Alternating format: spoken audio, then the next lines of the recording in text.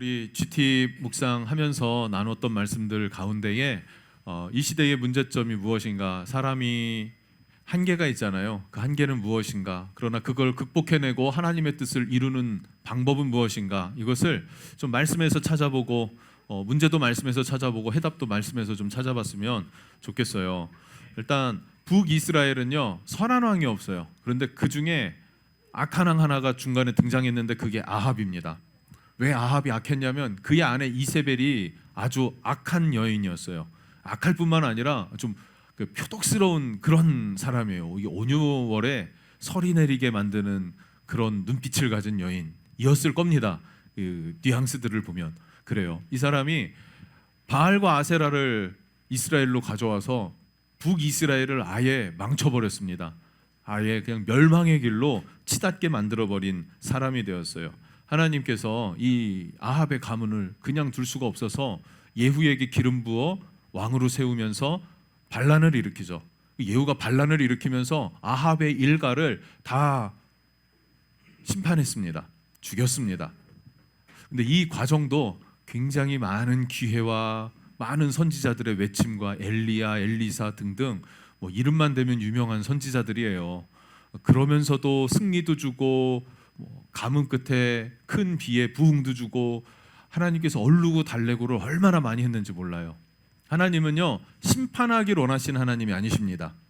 그냥 재판장만 되셔서 너 이거 잘했지, 너 이거 잘못했지, 이거를 막 두부 자르듯이 그냥 잘라내는 하나님이 아니에요. 하나님 정이 많고 우리를 어떻게 하면 심판하지 않으려고 애쓰고 힘쓰는 하나님이세요.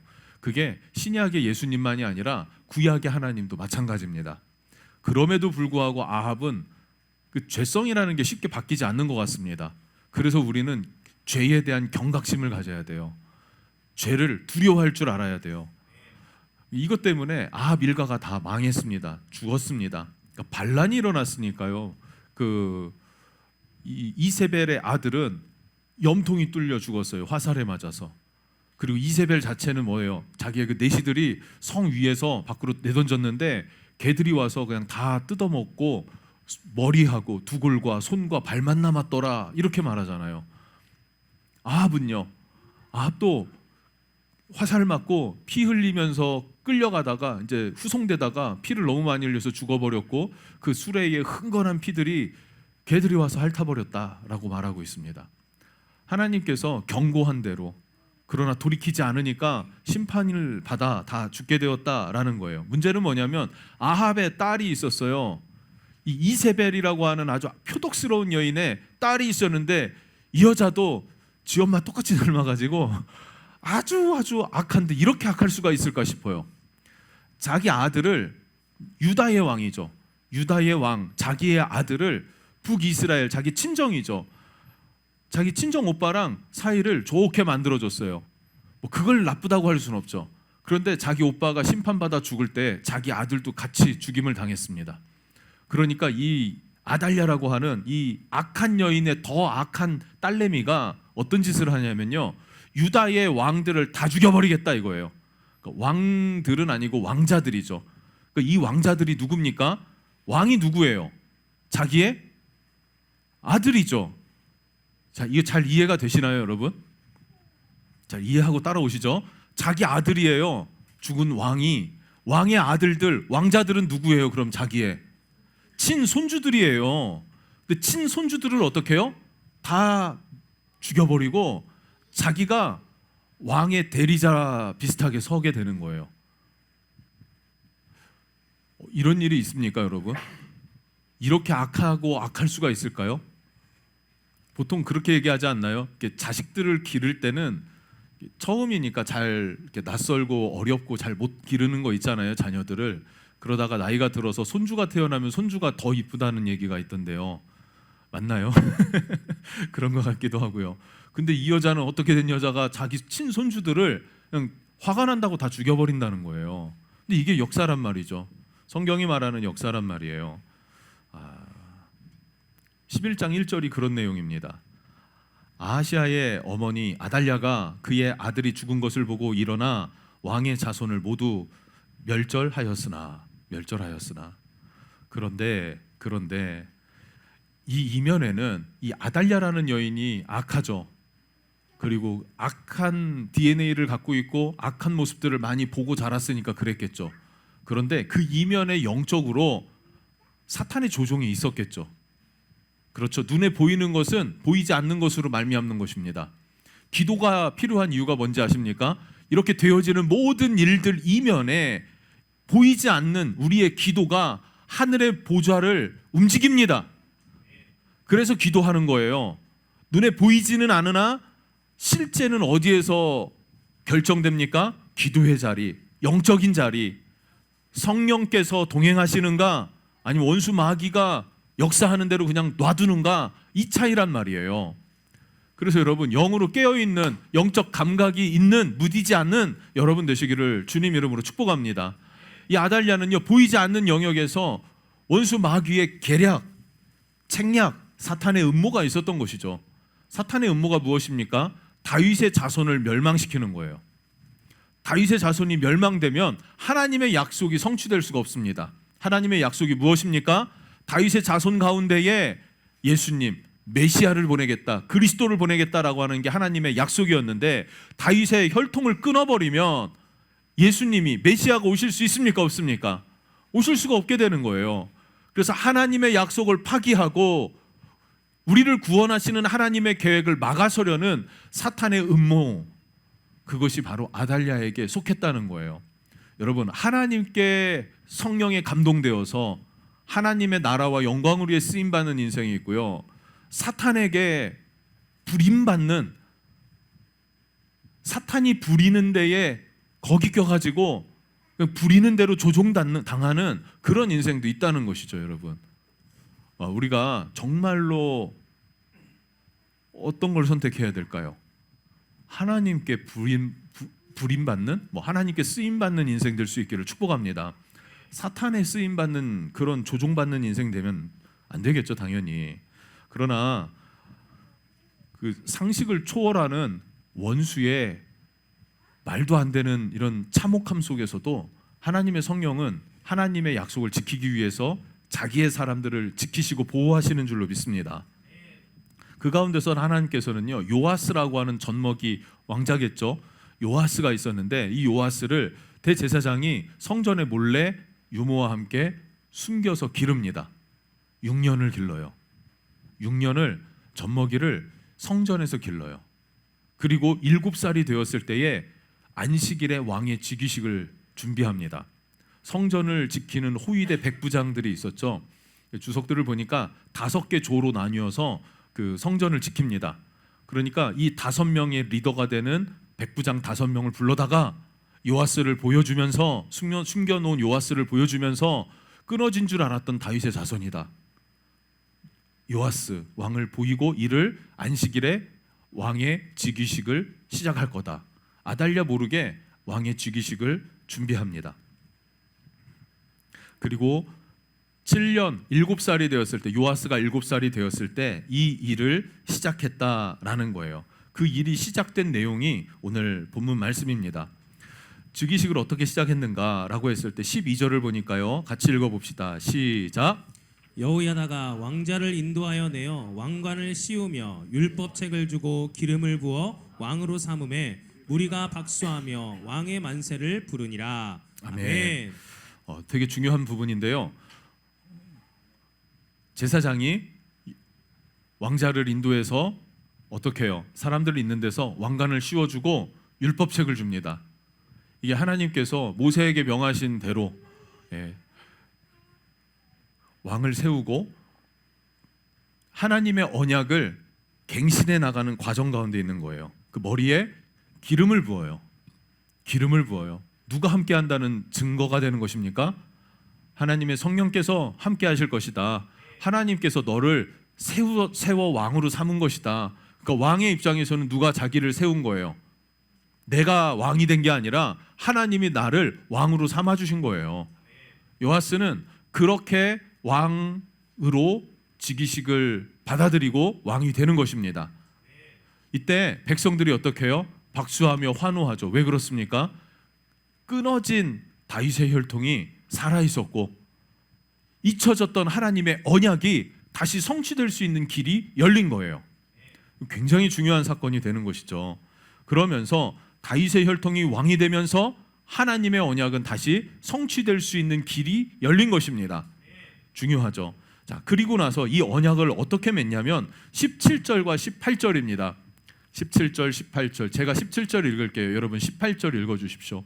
여호야다가 왕과 백성에게 여호와와 언약을 맺어 여호와의 백성이 되게 하고 왕과 백성 사이에도 언약을 세우게 하매 온 백성이 바알의 신당으로 가서 그 신당을 허물고 그 제단들과 우상들을 철저히 깨뜨리고 그 제단 앞에서 바알의 제사장 맏단을 죽이니라. 아멘. 자, 17절 말씀을 보면요. 뭐라고 말하냐면요. 왕과 백성이 하나님과의 계약을 갱신합니다. 보험 들어보셨죠? 자동차 보험 들으시죠? 매년마다. 그럴 때 보험을 어떻게 해야 돼요? 매년 갱신해야 되죠? 기한이 지나면 갱신하잖아요. 그런데 지금 하나님의 언약이 파기된 것과 같은 상태가 됐어요. 뭔가 찜찜한 거예요. 이게 보증이 될지 안 될지, 하나님께서 보증해 주실지 보증해 주시지 않을지. 이게 왜요? 아달랴 때문에 중간에 막 다 흔들렸기 때문에. 그럼 어떻게 해야 돼요? 여러분들이 보험을 들었는데 자동차 사고가 나면 안 되잖아요. 그러니까 중간에 확인을, 미심쩍은 게 있으면 확인을 합니까? 하지 않습니까? 확인을 하죠. 그래서 뭔가 서류가 부족하다든지 하면 그걸 다시 채워 넣지 않습니까? 마찬가지입니다, 여러분. 굉장히 중요한 부분이에요. 하나님과 백성이 언약을 갱신하는 과정에 있습니다. 그럼 지금은 하나님의 백성이 아니었습니까? 유다가 하나님의 백성이에요. 그들 그리스도인이 아니냐고요. 지금으로 말하면 그들도 그리스도인이에요. 문의는 그리스도인인데 반말할 뻔했네. 그리스도인이야 이럴 뻔했어요. 그리스도인인데 그들의 삶, 그들의 행위는 그리스도인 같지 않았던 거예요. 어디서 제사해요? 산당 가서. 신당은 아니에요. 산당이에요. 산당이 뭐냐면요, 산 꼭대기에 평지가 있어요. 그럼 거기서 그냥 하나님 제사해 버리는 건데, 이스라엘은 산이 그렇게 높지가 않습니다. 헐몬산 하나만 엄청 높고 나머지는 그냥 뭐 언덕 수준이에요. 그냥 이렇게. 그러니까 쉽죠. 쉽게 올라가죠. 올라가면 또 평지가 많아요. 그래서 그곳에서 단을 쌓고 그냥 하나님 제사해요. 근데 하나님을 제사하려면 어디로 가야 돼요? 죄를 졌어요. 그래서 번제로 내 죄를 씻으려고 그래요. 어디로 가야 돼요? 흠없는 양을 끌고 예루살렘 성전으로 들어가서 제사장의 인도를 따라서 하나님 앞에 제사를 해야죠. 그런데 너무 멀고 힘들고 시간 많이 들고, 그러니까 어디로 가요? 가까운 언덕 산당으로 가는 거예요. 그냥. 그게 성전이 없을 땐 그랬었습니다. 성전이 지어지고 나서는 어떻게 해야 해요? 성전이 없을 때에도 실로로 올라갔어야 돼요. 실로에 성소가 있었으니까. 모세의 성막이 실로에 있었으니까. 근데 거기 꼭대기거든요. 저 북쪽이거든요. 여러분 예배할 때마다 강원도 고성까지 가야 된다. 그럼 가시겠습니까? 가시겠어요? 갈 거야, 안 갈 거야? 그냥 산당에서 예배할 거야? 갈 거야? 몰라요? 온라인으로 좋은 생각인데 백성들이 점점점 뭐가 되는 거예요? 인본주의화가 되는 거예요. 나 중심, 내 편리를 따르기 시작하는 거예요. 그럼 하나님의 무엇은 뒤로 하게 되는 거예요? 하나님이 정한 질서가 있고 법도가 있고 규칙이 있잖아요. 그거는 점점점 뒤로 하게 되고 사람의 생각과 사람의 말을 따르기 시작했더라는 거죠. 그러니까 이거 갱신이 필요합니까? 안 합니까? 안 그래도 혼미해요. 지금 아달랴가 막 바알 아세라 수입해 갖고 막 여기저기 막 다 세워놓고 섬기라 그러니까 백성들 입장에서는 헷갈리는 거죠. 여호와의 성전은 있는데 왕이 왜 저러니? 처음에는 불만이 있을 수도 있는데 불만, 반항, 그러다 익숙해지는 거예요. 대다수의 사람들이. 그러니까 그렇게 변질되어져 가는 유다입니다. 그러니까 새로운 왕이 세워지지 않았습니까? 어떻게 해야 돼요? 요아스가 다시 왕으로 세워지고 대제사장 여호야다가 그에게 기름을 붓고 율법책을 주면서 언약을 갱신하는데 17절 말씀을 보니까요, 왕과 백성이 하나님과 언약을 맺어요. 왕과 백성이 하나님과 언약을 맺어요. 무슨 말입니까? 우리가 지금까지는 하나님을 떠났습니다예요. 하나님 뜻과 계명을 그대로 지키지 못했습니다예요. 그런데 이제는 왕도 백성도 하나님과 새롭게 언약을 갱신하고 앞으로 뭐 하겠다는 거예요? 하나님의 뜻대로 율례대로 법도대로 내가 따라서 살아가겠습니다라고 마음의 결단을 표하는 의식이에요. 그것이 뭐라고요? 언약을 맺는 것. 17절 여호야다가 왕과 백성에게 여호와의 언약을 맺어 여호와의 백성이 되게 하고라 그래요.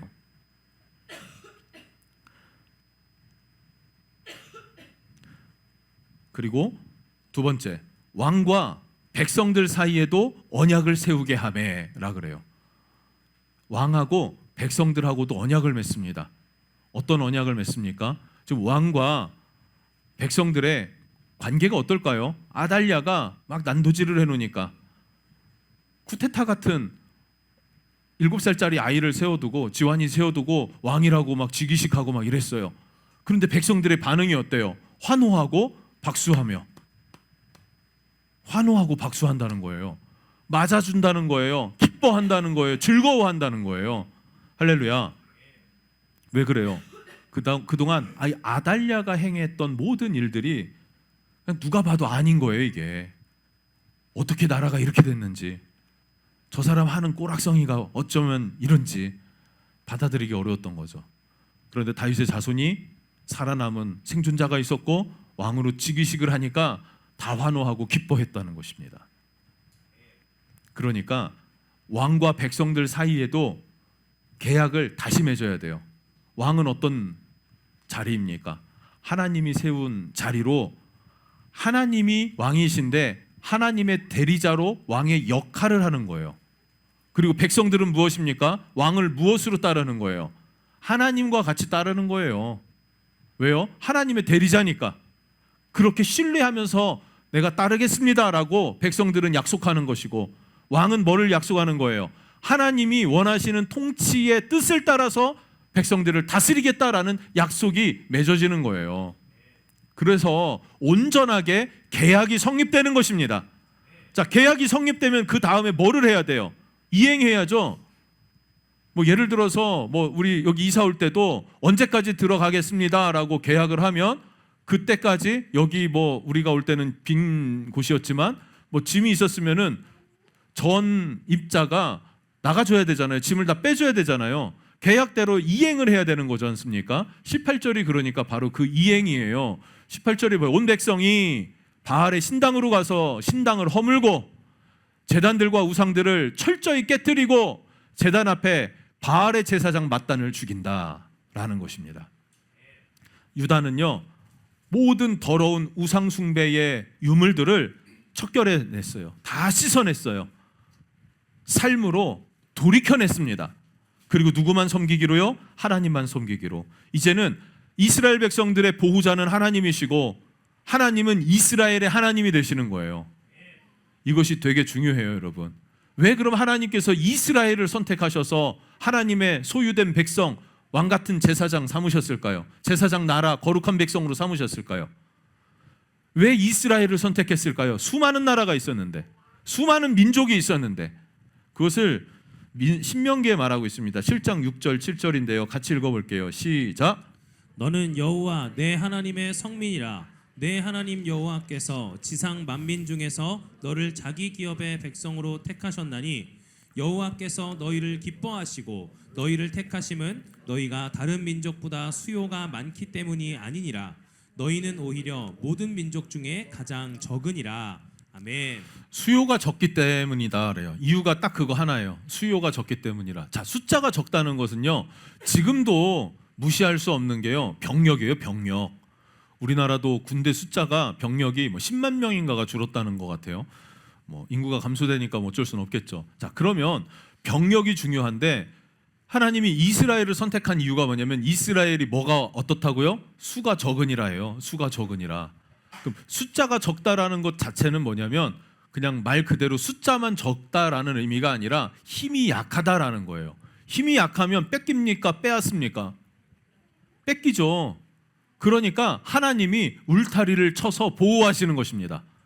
이스라엘 역사를 보세요. 하나님이 치신 건 없습니다. 솔직히 말하면 하나님이 울타리를 거두시면 동서남북에서 와가지고 그냥 이스라엘 다 약탈해 가는 거예요. 제 집처럼 드나들면서.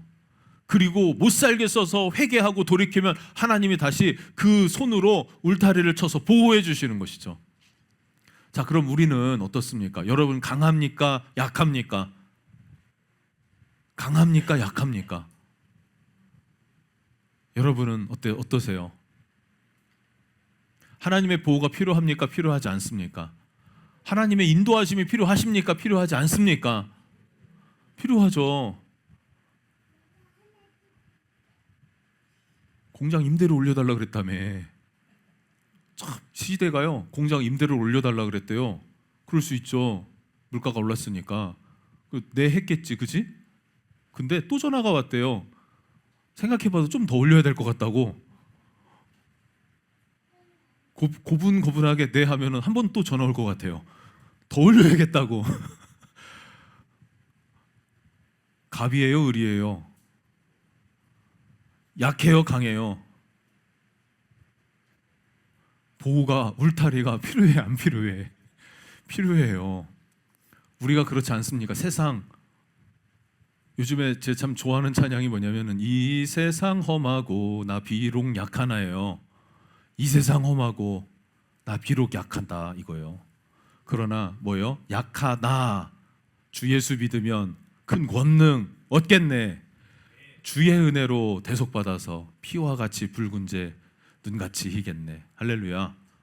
주님의 보호 아래 있는 백성. 그래서 하나님과 계약을 갱신해서 하나님이 나의 하나님이십니다. 나는 하나님의 백성입니다. 라고 하는 것은 하나님이 우리를 울타리로 보호하신다는 약속입니다. 그 계약이에요. 계약은 이행되어지는 거 아닙니까? 계약은 이행되어져요. 그래서 우리 자동차 보험 들고 거침없이 운전하잖아요. 뭐 받아도 된다. 뭐 할증밖에 더 붙냐 이러면서. 에? 안 그러세요? 조심은 해야죠. 조심은 해야 되는데 그렇다고 맨날 막 막 이렇게 조바심에 막 가슴 콩닥콩닥거리면서 운전하시냐는 거예요. 아니죠. 보험이 있으니까 사고 날 수 있지. 그래, 그래도 그럼 보험이 있으니까 편하게 운전하는 거잖아요. 평안하세요. 보험 들었으면. 할렐루야. 마찬가지 아니에요? 근데 하나님이 보증이 되어주세요. 내 인생의 보증이 하나님이에요. 두려울 게 뭐가 있어요? 두려울 게 뭐가 있냐고요. 계속 바뀌잖아요. 시대는요. 계속 바뀌고 또 바뀌고 또 바뀌어요.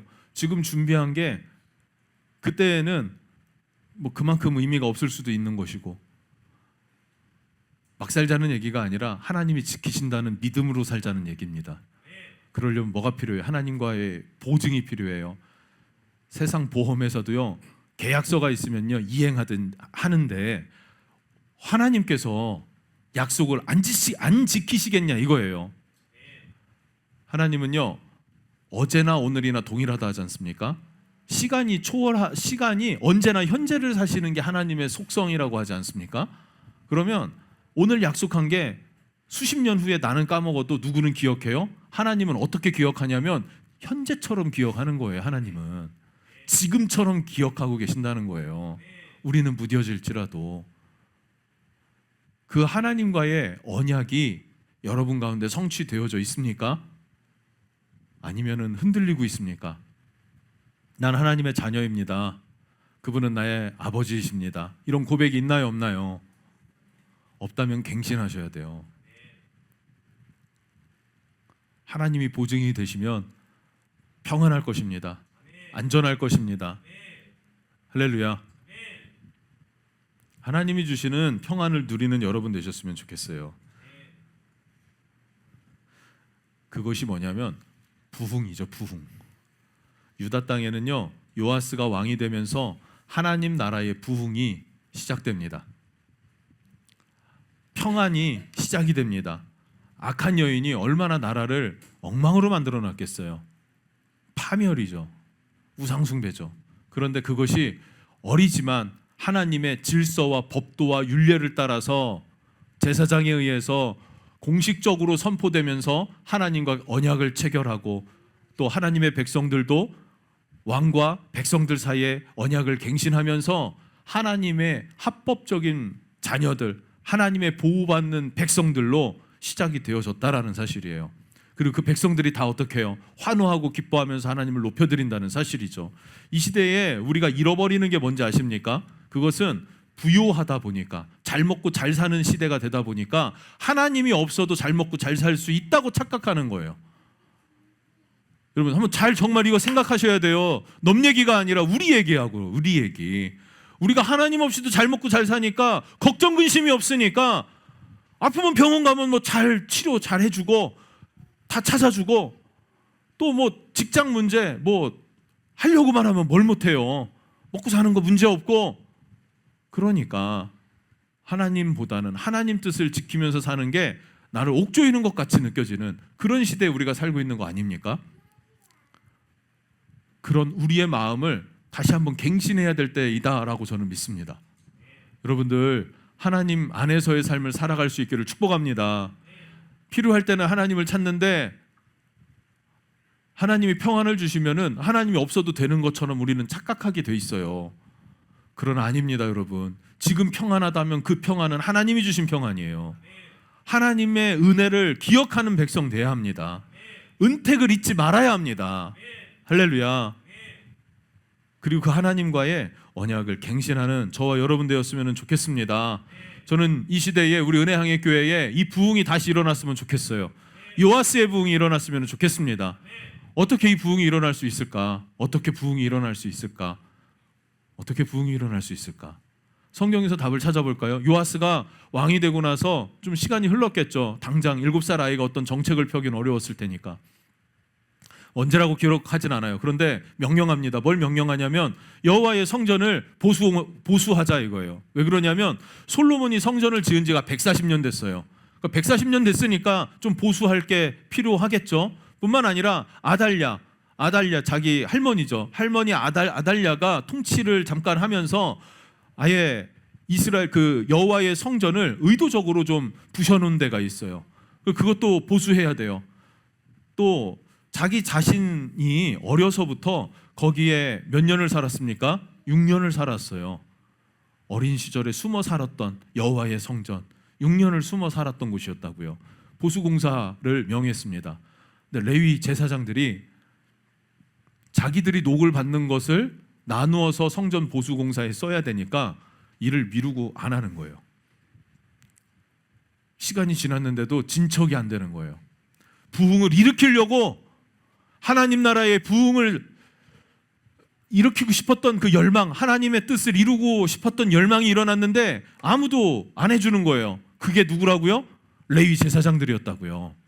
그래서 왕이 직접 나섭니다. 요아스가 직접 나서고 그리고 대제사장 여호야다가 나서서 궤를 만들어요. 궤짝 상자를 만듭니다. 상자를 만들고 구멍을 뚫어서 성전 입구 오른쪽에다 놓습니다. 그럼 사람들이 들어가면서 성전세를 내지 않습니까? 은으로 성전세를 내요. 그럼 그것을 가지고 어떻게 해요? 제사장과 그다음에 왕의 서기관이 직접 계수해서 이것을 목공, 석공, 미장 뭐 이렇게 공사하는 사람들에게 직접 대금을 지불했답니다. 이때에 백성들이 자원하여서 내는 예물들이 많았어요. 그리고 이 목수, 석공, 미장 이 사람들이 즐겁게 헌신했답니다. 그러니까 최선을 다해서 했다는 거예요. 공사를 해보면요, 우리 이 리모델링 같은 거 할 때 보면요, 업자에게 견적을 냈을 때와 우리가 직접 했을 때요 20분의 1밖에 안 들어요. 해보니까 그렇더라고요. 나머지는 뭐예요? 인건비, 재료비에서 떼먹는 거, 뭐에서 떼먹는 거. 그러고 나서도 부실이 많아요. 부실이 많습니다. 공사를 했는데 막 갑자기 갈라져요. 한 2-3달 지나니까. 이런 것도 많고 실제로 많잖아요. 최근에 이사하셨잖아요. 집, 아파트 고칠 때 많았죠. 들어갈 때 싹 지어지니까 그냥 들어가서 막 살면 되는 게 아니라 들어가서 보니까 뭐가 잘못되고 뭐가 어떻고 엄청 많죠. 그래요.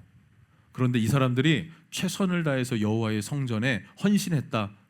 백성들이 최선을 다해서 예물을 드렸다라는 거예요. 그래서 이게 얼마나 이들이 정직하고 성실했는지 그 재정을 모았고 지불하고 하면은 관리 감독이 필요하잖아요. 그 관리 감독이 필요 없을 정도였다라고 얘기를 하고 있어요. 그 정도로 정직하게 진심으로 성실하게 하나님의 성전을 보수해 갑니다. 자, 여러분, 그러니 하나님의 뜻은 어디 있었을까요? 제사장들이 성전을 보수했다면 그 소수의 제사장들만 성전을 지은 기쁨과 뿌듯한 감동이 있었을 거예요. 그런데 온 백성들이 함께 헌신할 때 그 감격과 기쁨이 누구의 것이 됩니까? 온 백성들의 감격과 기쁨이 되는 거예요. 하나님이 원하시는 것은 무엇입니까? 온 백성들이 함께 감격과 기쁨을 누리는 것. 하나님 그것을 원하십니다. 그 감격과 기쁨이 우리 모두에게 누려지려면 뭐가 필요합니까? 모두의 헌신과 충성과 수고가 필요하다는 사실이에요. 여러분, 여러분들이 다니는 교회에 부흥을 원하십니까? 원하십니까? 진짜 원하십니까? 쳐다본다고 아멘하지 마시고 그러면 우리 모두가 함께 헌신하고 함께 희생하고 함께 봉사하고 함께 충성할 때에 하나님의 교회는 세워질 겁니다. 그리고 그 기쁨과 그 영광은 누가 누려요? 헌신한 우리가 함께 누리는 거예요. 예수님 첫 번째 기적이 뭐예요? 가나 혼인잔치에서 물이 포도주로 바뀐 사건인데 이거 아무도 몰라요. 근데 누구는 안다 그래요. 물 떠온 하인들은 아는 거예요. 왜요? 그 물을 떴고 변화시키는 과정을 보았고 그것을 나누어 주었기 때문에 그 과정에 참여한 자, 헌신한 자, 순종한 자는 그 감격이 있어요. 헌신과 충성과 순종이 없으면 감격을 누릴 수가 없는 겁니다. 여러분, 하나님 안에서의 감격이 있기를 축복합니다. 또 한 가지 필요한 게 무엇입니까? 하나님과의 언약의 갱신이 필요해요. 나는 하나님만 섬기겠습니다. 하나님만 나의 주인이십니다. 라고 하는 하나님과의 언약의 갱신이 필요합니다. 하나님이 나의 하나님입니다. 하나님의 뜻대로만 내가 순종하며 살아가겠습니다라고 하는 결단, 선언, 이 선언이 필요해요. 지금 뭐 기름 부어달라고 하면은 제가 뭐 어떤 기름을 어떻게 붓니까? 근데 제 제사장 아니잖아요. 레위인 아니잖아요. 저는 한국 사람이잖아요. 그죠? 유대인도 아니고 레위인도 더더욱 아니고 그냥 한국 사람이잖아요. 어디에다 기름을 붓는다 실제로 그런 의미가 아니라 여러분들이 입술로 고백하고 선언하는 거예요. 하나님은 나의 하나님이십니다. 나는 주님의 백성입니다. 언약을 갱신하고 주님이 나를 지켜주십시오. 내가 주님을 따르겠습니다. 여러분, 이 고백이 여러분들에게 있을 때 하나님과 여러분의 관계가 갱신될 것입니다. 그리고 우리가 함께 주의 몸된 교회를 세워나가십시다. 이 시대에 정말 필요한 게 뭔지 아십니까? 하나님이 기뻐하시는 교회가 서는 거예요. 오무교회라는 책이 나왔더라고요. 뭐 5가지가 없는 교회를 요즘에 추구한대요. 근데 이제 바뀌었다는 거죠. 이제 가치관과 어떤 니즈가 바뀌었다는 거예요. 그냥 그 자체가. 그런데 전통교회는 그것을 바꾸기가 어려워요. 기존 교회들은 그거 바꾸기가 어렵다고요. 교회가 개척되고 20년, 30년 된 교회, 40년, 50년, 70년, 80년, 막 심지어 100년, 120년 된 교회는 이거 바꾸기 어렵다고요. 우리 중앙지방에도요 100년 넘은 교회가 있어요. 목사님 얘기가 그래요. 지난 120년 동안 안 한 게 뭐가 있겠냐고. 안 한 게 뭐가 있겠냐고. 교회가 120년이 되니까 안 한 게 뭐가 있겠냐요. 뭐를 해도 새롭지가 않다는 거예요. 그래서 자신은 이런 계획을 세워서 이런 목회를 하려고 한다, 이런 얘기를 하시더라고요. 그런데 우리 은혜의 향해 교회는 개척한 교회잖아요. 그리고 코로나로 리뉴얼된 거잖아요. 리뉴얼 해야 되는 거잖아요. 우리가 다시 세워야 될 교회는 어떤 교회냐면은 여러분 이거를 동의해 주시고 여러분들이 같이 헌신해 주셔야 되는 거예요. 목사 혼자 이거 외친다고 되는 게 아니라고요. 교회가 나랑 전도사님이랑 야 해보자 해갖고 되는 게 아니라고요. 여러분들과 함께 해야 되는 거예요. 맞죠? 함께 세워가야 된다고요. 함께 주님의 몸된 교회를 세웁시다, 여러분. 주님이 기뻐하시는 교회를 세우자고요. 기존에는 없었던 새로운 걸 세우자는 얘기가 아니라 기존의 좋은 것들을 그대로 답습하고 받아들여야죠. 배워야죠. 그리고 또 시대에 바뀐 어떤 흐름들이 있지 않습니까? 그 옷을 갈아입을 수 있는 여건이 우리에게는 있으니까 우리가 그 사명을 감당해야 돼요. 그거 사명이에요. 할렐루야. 그걸 어떻게, 그 어떤 교회에 세워가야 할 것인지에 대해서는 앞으로 그렇게 설명도 하지만 그렇게 이끌어가는 모습을 보일게요. 함께 합시다. 주님의 부흥을 사모합시다. 같이. 두 가지가 포인트였어요, 여러분. 첫 번째는 하나님과의 관계에서 하나님이 나의 주인이고 주가 되시고 나는 그분의 백성, 자녀임을 여러분들이 선언하면서 입술로 고백하면서 마음의 진심으로 고백을 하면서 하나님과의 관계가 갱신되어야 된다는 거고, 두 번째는 뭐냐면 함께 헌신과 희생, 충성과 봉사를 감당해야 합니다. 요즘 시대에는요, 충성, 봉사, 희생 이런 단어를 쓰면 교회가 안 된대요. 그래서 제가 의도적으로 지금 그 단어를 쓰고 있어요. 왜냐하면 그게 본질적으로 필요하니까. 8월 15일 날 놀러 가려고 그러거든요. 계곡 갈 거예요. 그거 희생, 헌신, 수고, 충성 없이 될 것 같습니까? 누군가는 희생, 충성, 헌신, 수고가 필요해요. 막 검색하고 자리 맡으려고 아, 나 놓쳤어요. 다 놓치는 거예요. 아주 피크니까 마지막 놀 수 있는 날이잖아요. 8월 15일이. 사람이 너무 많은 거죠. 그래도 이렇게 하면 된다라는 걸 계획을 세우고, 정한이가 아주 계획을 잘 세워요. 헌신하고 충성하고 봉사하는 거죠. 전날에 장 보는 거 어디 보고 장도 한두 군데 보는 게 아니에요. 또 그 당일날도 누구는 일찍 가서 자리를 맡아야 되잖아요. 예약을 못했으니 빨리 가야 되잖아요. 누가 빨리 갈 것인가, 이거 짜야 돼요. 맡아야 돼요. 다 헌신도 충성도 수고도 필요합니다.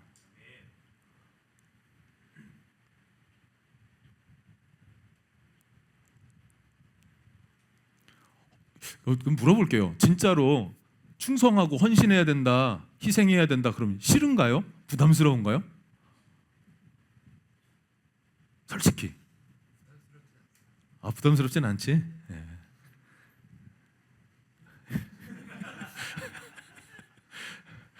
부담스러울 게 뭐 있어요? 준비해 놓은 8월 15일에 오시면 돼요. 그게 충성이에요. 와서 놀면 된다고요. 어렵죠? 힘들겠지? 어떻게 8월 15일 날 계곡을 가? 힘들지 않아? 힘들 거 없어? 그러니까요. 헌신은 별로 힘든 거 없어요. 그리고 은근 또 장 보는 것도 즐겁지 않아? 즐겁죠 뭐. 예. 거기에서부터 시작합시다. 우리는 같이 친해져야 될 필요가 있어요. 그리고 나서 영적인 것들이 하나씩 더해질 것입니다. 기도도 그래요. 오늘도 예배 전에 우리 전도사님 되게 열정적으로 기도하잖아요. 근데 그 열정적인 기도를 잘 못 따라오는 것 같아가지고 조금은 열정을 조금 빼야겠다는 생각도 좀 듭니다. 다 같이 기도할 수 있게 기도할 수 있는 분위기를 어떻게 만들어야 될까? 기도해야 되잖아요. 그렇죠? 기도해야 되잖아요. 여러분들한테 당부하고 싶은 건 이거예요. 예배에 잘 드립시다. 그리고 셀 모임을 이제 어느 정도 분위기가 다들 이제 잘 모이게 되는 것 같아요. 잘 셀 모임에 함께 하십시다. 그리고 한 가지가 더 있는데요. 큐티를 꼭 하셔야 돼요. 말씀. 그거는 개인적인 숙제랄까? 개인적인 어떤 하나님으로부터 그 관계를 유지하려면 큐티, 우리 GT를 정말 열심히 하셔야 돼요, 여러분. 그것만 당부하겠습니다. 할렐루야. GT 해야 돼요. GT. 축복합니다.